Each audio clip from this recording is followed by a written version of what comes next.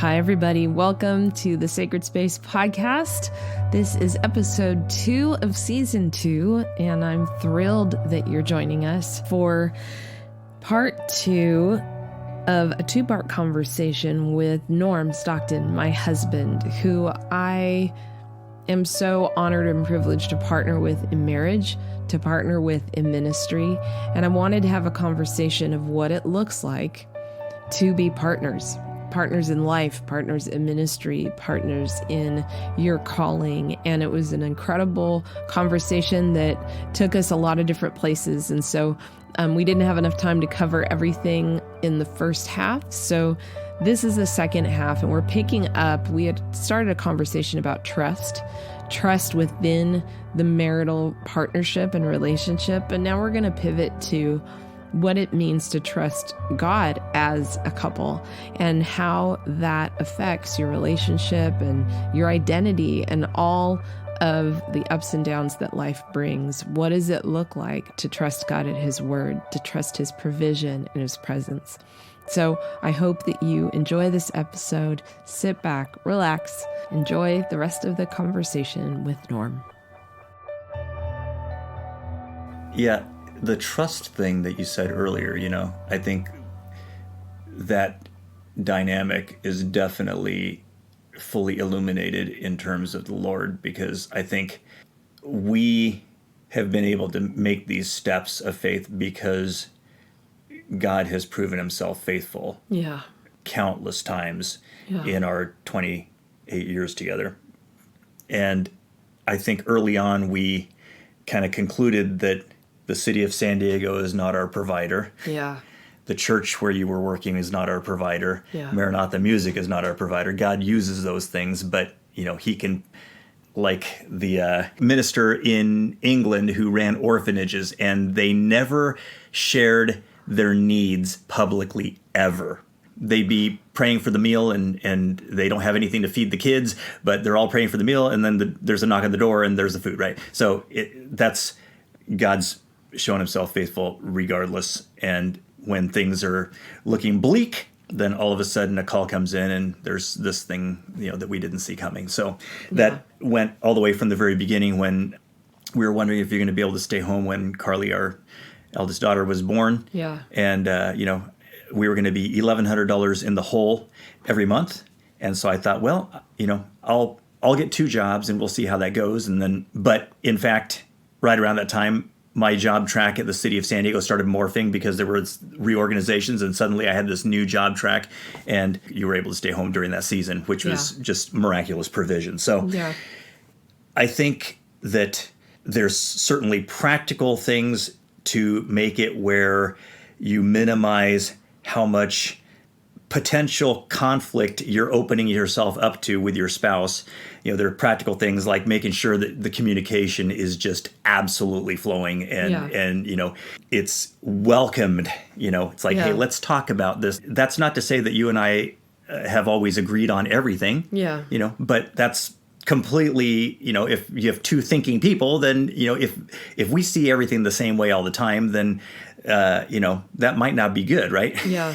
Because that means that we have the exact same perspective on everything. So, you're able to illuminate things when you're seeing things slightly differently than I am, and so that whole thing. But we're always able to talk through it, and I think that is a critical part of this as well. Absolutely.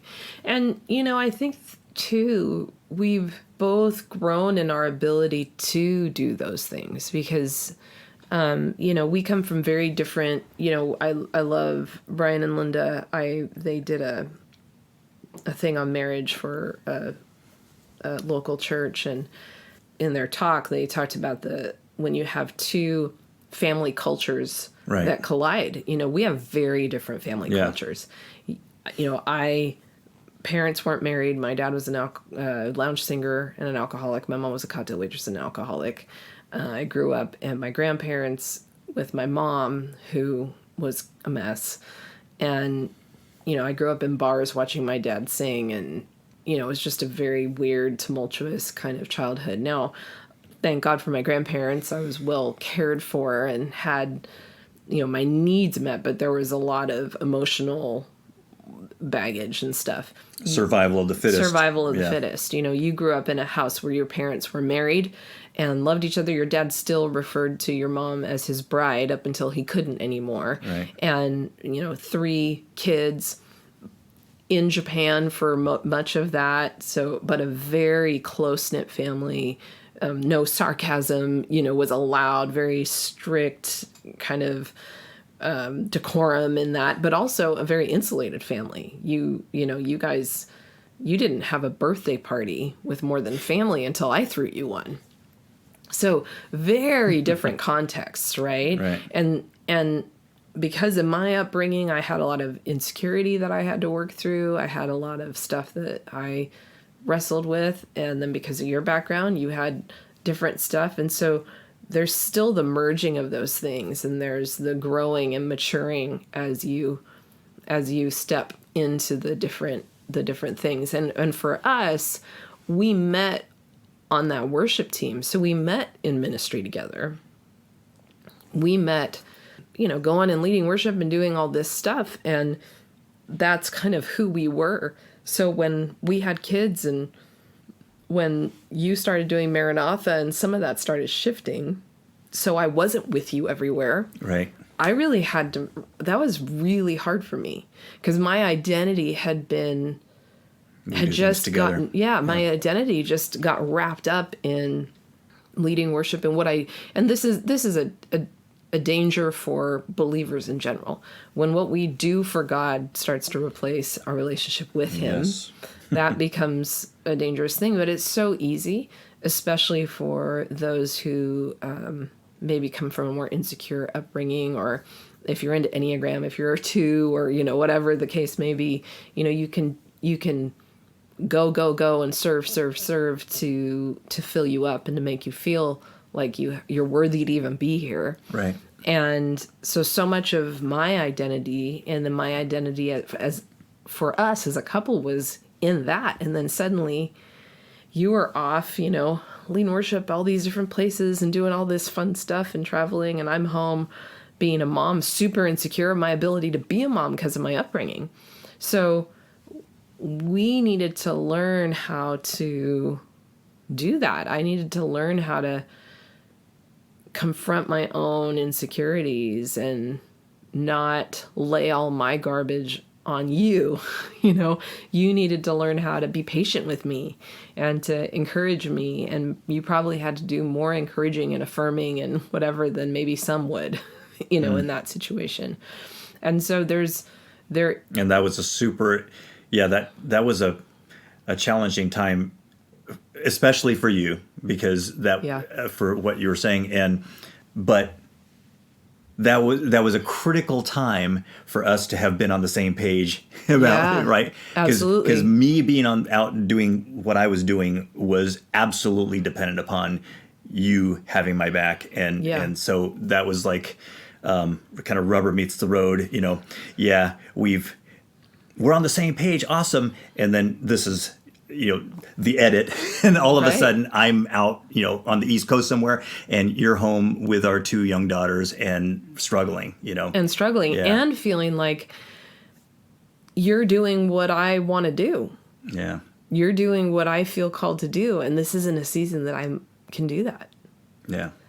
So, and what the Lord did with me in that time was pull me back to go, I don't need your gift. I just want you. Ugh. For someone who doesn't feel worthy, that's hard to swallow. It's hard to be okay with just being here in my own skin. And that supposedly is identity, enough. huh? Dude, it's gnarly. And so I was on this journey of the Lord bringing me back to Him and go, yes, I've gifted you. And yes, I've given you that, but I don't need that. I want you to be Mary. I want you to sit at my feet. I want you to hang out with me. And let's do this together, and that was a process. And that was a lot of surrender and letting go and not letting jealousy and envy start to set up camp in my heart and my mind. I talk a lot in prayer training about identity and ministry and connection with the Lord. And the verse in Corinthians that talks about, we always take taking our thoughts captive part of the verse, like, I got to take my thoughts captive, and I got to take my thoughts captive, and then we drive ourselves crazy trying to, lasso our thoughts. Mm-hmm. And we don't ever go back to the verses, a couple of verses before that say, I've given you all the authority to pull down every stronghold and every high thing that sets itself up against the knowledge of God, taking every thought captive.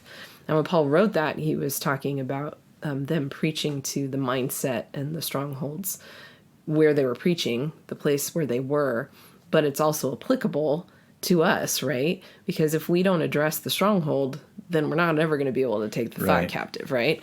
So we need to deconstruct the things that we've allowed, or another way to put that is let's not build them to begin with, right?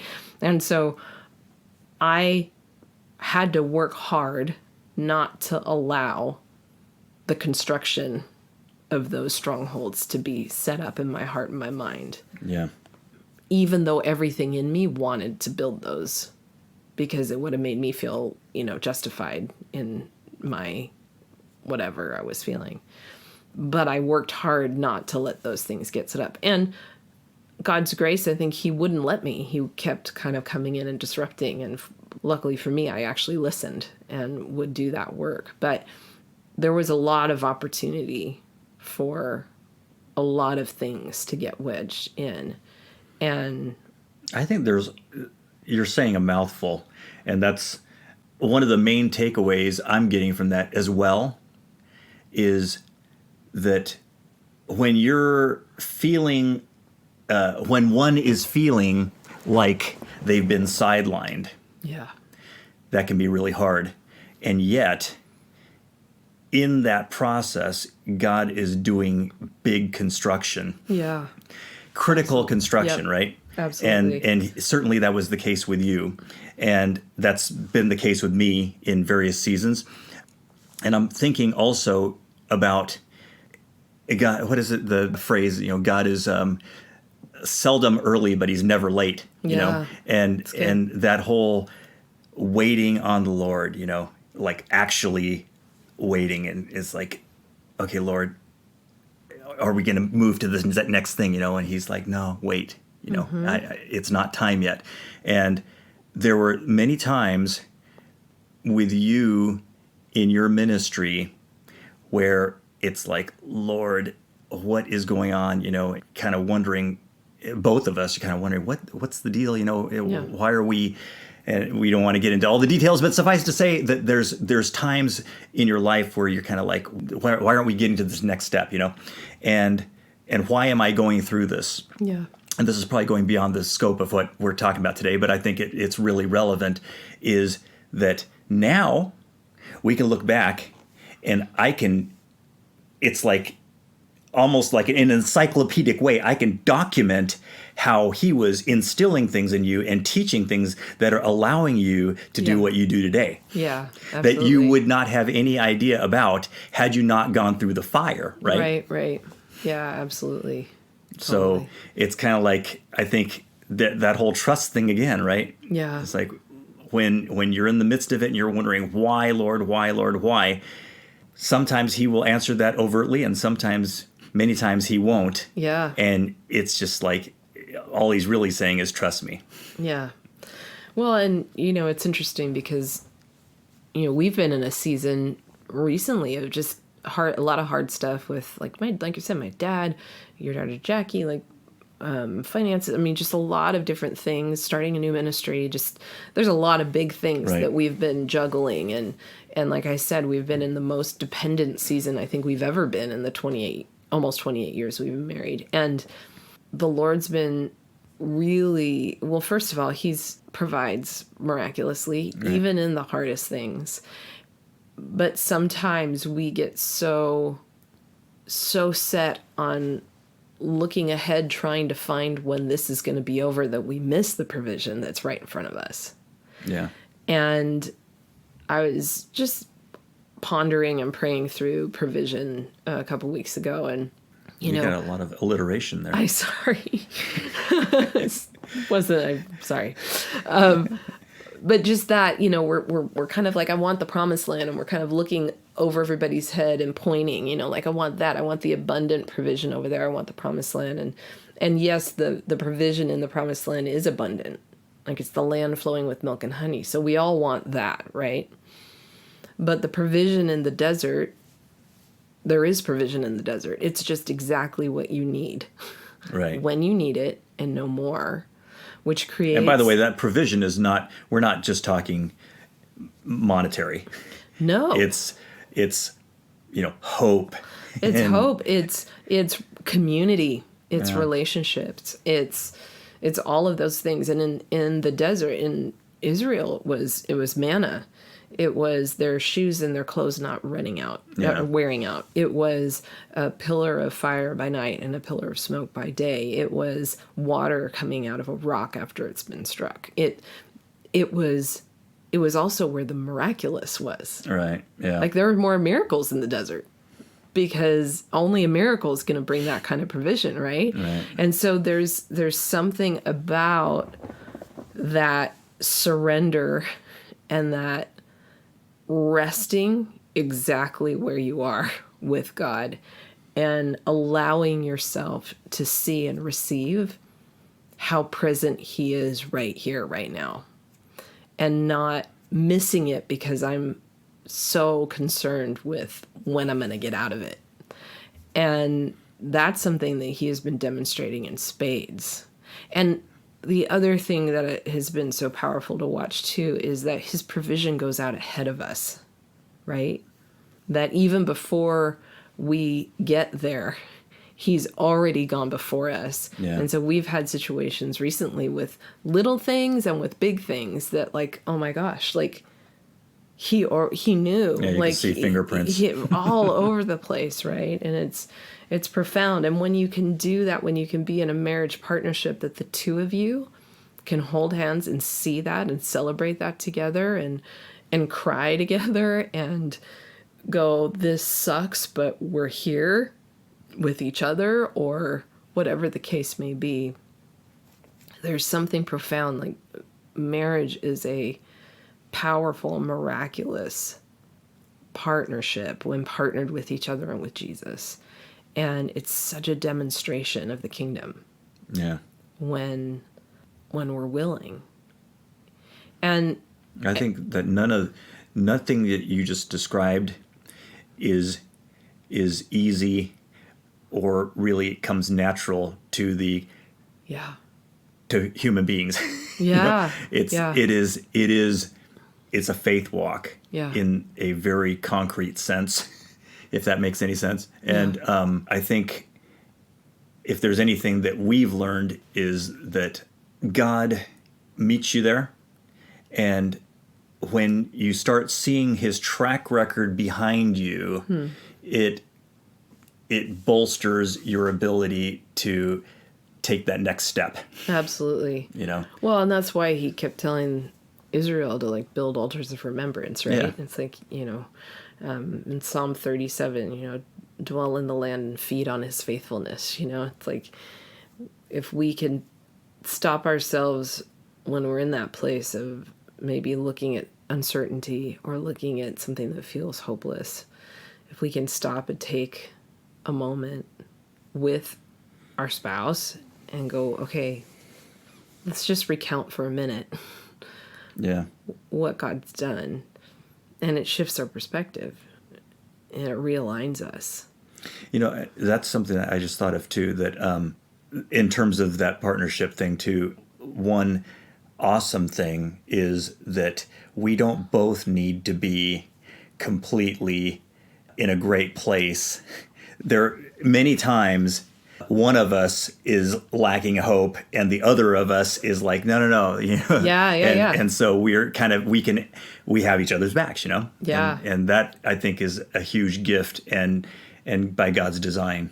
Absolutely. As well. Absolutely. When you are in a place where you don't have faith, then I can be in a place where I have faith for both of us, or vice versa. Yeah. That's happened a bunch, right? That's happened a bunch. And that's the Lord too, right?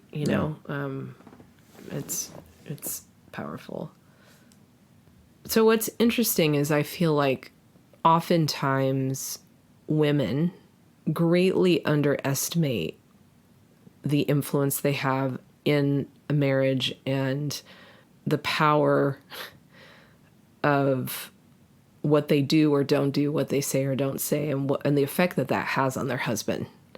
For you, you can't speak for all men, but I think there is a little bit of generalization. Like, what is it that I have done or can do that provide you with that confidence and trust and assurance and really the foundation so that you can go be what God created you to be and do what God created you to do? Yeah, that's pretty huge. I think the biggest thing is your encouragement and belief / support of me and your confidence that I'm doing the right thing. I've got my hand to the right plow and that I'm doing it well. Yeah. I think that it's difficult to quantify how much that helps me to do what I do. Yeah. If I'm out on the road and I'm thinking that you're thinking, yeah, Norm's gone again, leaving me here for what? Well, he likes to play music, Yeah. And that you regularly tell me that this is significant. There's eternal significance to what I'm doing and the ministry aspect of what I'm doing. And, I think that is probably the most important thing. Yeah. And I think you hit a nail on the head. I think that you don't just know that, I actually tell you. Yeah. Because I think it's easy to underestimate how much absolutely verbal affirmation and encouragement. And I'm proud of you and I'm thankful for you. You're doing amazing. Just all those things are. In fact, I have a handful of people that I pour into right now. And one is a woman and she was talking a bit about that and how she was recognizing, because she's a ministry, so she spends all day encouraging people and pouring into people. And her husband finally came to her and said, I feel like you do that for everybody, but I don't really get as much of that. And it was such a wake-up call for her, because she's going, oh, but of course, but I guess I kind of don't think I need to tell you, right. And especially in ministry, it's easy to give all your best, pour it out to everybody else. And then when you get at home, you kind of forget. But in the same way that, people that you're ministering to, your kids or whatever, need that affirmation, that encouragement, need to know that you are a champ, you're the biggest cheerleader. Your husband or your wife needs that too, needs to know that. And the same goes for me when you listen to something, or whether it's a podcast or a class or whatever, and you say, honey, I'm proud of you. The wind that puts in my sails and the confidence that builds is enormous. And there's very few other people, if any, that can do that like you can, because you're my husband, you're my partner. So I just think that's a super powerful thing that people shouldn't underestimate. Absolutely. Yeah. That's enormous. And that goes way beyond the scope of even what we're talking about today. That's just, if you want to have a happy marriage, yeah, you have to do that for each other, period. Absolutely. Yeah. And not just career or ministry wise, you as a father. I mean, I'm constantly telling you, you're an amazing dad. You are an amazing dad. And sometimes it's the most important to say that when they're not feeling it. You know what I mean? When you're struggling, when parenting's hard and you're not sure what's going on, and go, honey, you're an amazing dad. And the girls would be completely lost without you, who you are, exactly who you are. Yes, you're imperfect, but we both are. But just that constant affirmation is a big deal. Yeah. It's a really big deal. I think so. And this may be a weird thing to say. I think hand in hand with that is, I think it's really important to develop in your marriage the ability to lovingly speak truth as well. Yeah. And by the way, I'm not at all implying that that encouragement isn't the truth, because I think we both mean that when we say that. But at the same time, when we're talking about something and I ask you for your opinion, there have been many times that you've kind of said, well, yeah, I get what you're trying to do. I'm not feeling that, Yeah. but maybe, what do you think about this, And I think that is something that allows us to have trust, right? Because now I know that if it was terrible, you would say so. Yeah. It's not hollow. You're actually, I believe you when you tell me something, And I think so. That's the thing, and I think the critical thing there is being able to say it in love, instead of, Yeah. is that you're serious, It's like it's not that. Right. But in love, you can say, oh, man, I don't think that's as cool as some of the other stuff you've done, or that's not, I'm not quite following what you're saying there, kind of thing. Yeah. That allows you to be a sounding board that can be trusted. Yeah, sounding board. That's good. That's good. So I just want to encourage young men and women as they step into, actually, you know what? Before they even consider stepping into a marital relationship, do the work, like invest in your spiritual health, invest in your emotional health, make sure that you start growing as a healthy person, someone who has a healthy, intimate relationship with Jesus, someone who has a healthy relationship with other people, so that you can step into a healthy relationship with your spouse, so that you're not either the husband or the wife letting your insecurities create this moment where you just abdicate to the other person and then put all of that inordinate pressure and weight on just one person's shoulders, because that just is a recipe for disaster. It breeds bitterness, it breeds resentment, it breeds jealousy. That's the best marriage advice in this whole program. No, that's huge. It's huge. Well, and the thing is, it's going to benefit not just your marriage. It's going to benefit you as a parent. It's going to benefit you in your relationship with others. If you can get to that place, you're going to be quick to ask for forgiveness, to check yourself, to know when you've been out of line, and to be able to say, hey, and not just ask forgiveness from your spouse, but also your kids. Yeah. Huge. It grows you to be able to be the same person behind closed doors as you are in front of people. Huge for people in ministry. It's a big deal. Yeah. And it's critical. I would just say that marriage can be difficult, but it's worth the investment, the regular ongoing investment of time and energy. Obviously, if you're married, you're nodding your head, you have to attend to your marriage and invest in it. And it's not a one-time thing. But I think that it's also a place that you can thrive. Yeah. And you don't hear that as much, you know. And so we're 28 years in, and despite the various challenges, and like you were saying earlier, we have experienced significant challenges, and there have been some tough times, and yet in the midst of that, I think we're thriving. Yeah. Because we're on the same page, and we're there for each other, and we are championing each other. Yeah. And I think that for anybody that's listening, there's nothing particular about us that allows us to thrive in marriage any more than the next person. Yeah. Other than regularly putting each other first and pursuing God individually and together with intentionality and making it a priority, And I can't imagine doing what I do without having you in my corner. And as you're forging this new path that you're on, I am absolutely invested in that as well.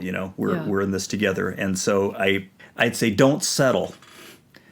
Don't settle for just getting by. Yeah. Your marriage can thrive, especially with this area that we've been talking about today, with calling, and where that could be an area of potential conflict. It doesn't have to be. Yeah, it's good. It's good. Well, world famous Norm, thanks for being here. I had a blast. Thank you for having me. This is fun. We need to do this more often. Yes, we should record our conversations. We have a few subjects that we could Well, we could talk about. Maybe I can come back sometime. Yeah. Can you come back to the studio in our house a time or two? You think you could do that? I'd love to. Well, whether you're single, dating, engaged, or married, I hope that this episode just brought you some encouragement in what marriage could be, what it looks like to have a partner, and maybe even could bring a little bit of healing and renewing and reorienting so that you can fully step into what God's called you to. If you happen to find yourself in an unequally yoked marriage, I would encourage you to go to season 1, episode 9 of Sacred Space, where I interview Brian and Linda Seitz, who have a ministry to marriages and who themselves walked 7 years in an unequally yoked relationship. And they have so much wisdom and encouragement to bring. I really encourage you to listen to that episode. If you enjoyed this podcast and you want to help support the production of this podcast as well as other projects by Stockton Ministries, would you consider making a donation? There's a link in the episode notes, or you can go to my website, ginastockton.com, and click the donate link in the upper right-hand corner. Thank you so much for joining us. I appreciate your time, but more importantly, I'm excited for God to meet you here, for Him to bring transformation, revelation of His deep, deep love for you, and an invitation to just go deeper in intimacy with Him in the sacred space. Take care.